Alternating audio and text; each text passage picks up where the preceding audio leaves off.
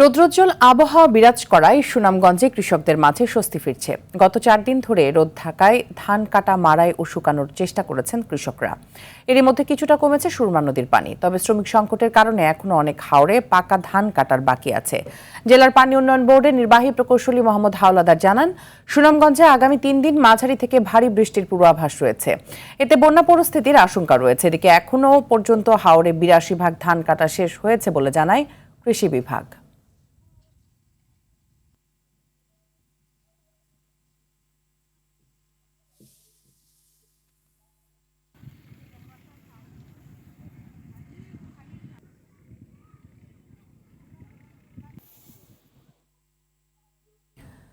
হাওরের ধান কাটার বিষয় জানাতে হবিগঞ্জ থেকে সরাসরি যোগ দিচ্ছেন সহকর্মী শহীবুর রহমান। শহীবুর, হাওরের ধান কাটার চিত্র কেমন দেখছেন এবং কৃষকরা কি বলছেন সেখানে? আবহাওয়া পরিস্থিতি জানাবেন। আমি তো ধন্যবাদ। আপনি জানেন যে 3 দিন যাবৎ আমাদের হবিগঞ্জের আবহাওয়া অনেকটাই ভালো, রৌদ্র আকাশ। এই আকাশে কৃষকদের যে মাড়াই করা ধান ছিল সেই ধান নিয়ে তারা ব্যস্ত সময় পার করছেন। আর যেমনটা বলছিলেন যে হাওরের ধান কাটা নিয়ে, হাওরের ধান কাটার বিষয় হচ্ছে যে কৃষি বিভাগ যেটা জানিয়েছে যে হাওর অঞ্চলে যে ধানগুলো রয়েছে সেই ধানগুলো তারা এ পর্যন্ত 73% ধান তারা কাটতে সক্ষম হয়েছে এবং নন হাওর এলাকায় প্রায় 43% ধান তারা কাটতে পেরেছেন। বাস্তবে হচ্ছে যে আসলে হাওর অঞ্চলের যে ধানগুলা ইতিমধ্যে পানির নিচে তলিয়ে গেছে, এগুলা কোনো অবস্থায় আর কাটা সম্ভব হবে না বলে কৃষকরা বলছিলেন।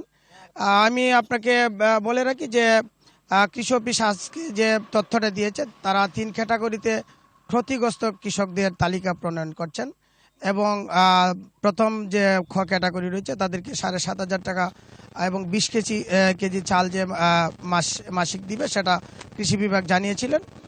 পানি উন্নয়ন বোর্ডের তথ্য অনুযায়ী আজকে আসলে হবিগঞ্জের যে নদ নদী রয়েছে প্রত্যেকটা নদ নদীর পানি কমতে শুরু করেছে।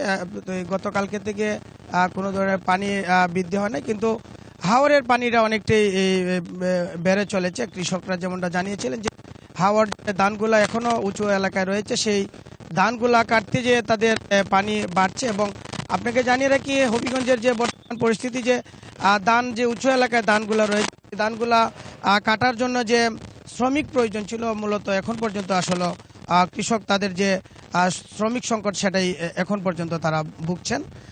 প্রশাসনের পক্ষ থেকে বলা হয়েছিল বারবার যে হবিগঞ্জের যে বিভিন্ন চা বাগান রয়েছে, ইটভাটা রয়েছে এবং বালুমহল রয়েছে, সেই বালুমহল থেকে শ্রমিক দিয়ে কৃষকদেরকে সহযোগিতা করবেন, কিন্তু বাস্তবে কৃষকরা এই ধরনের কোনো সহযোগিতা পাচ্ছেন না।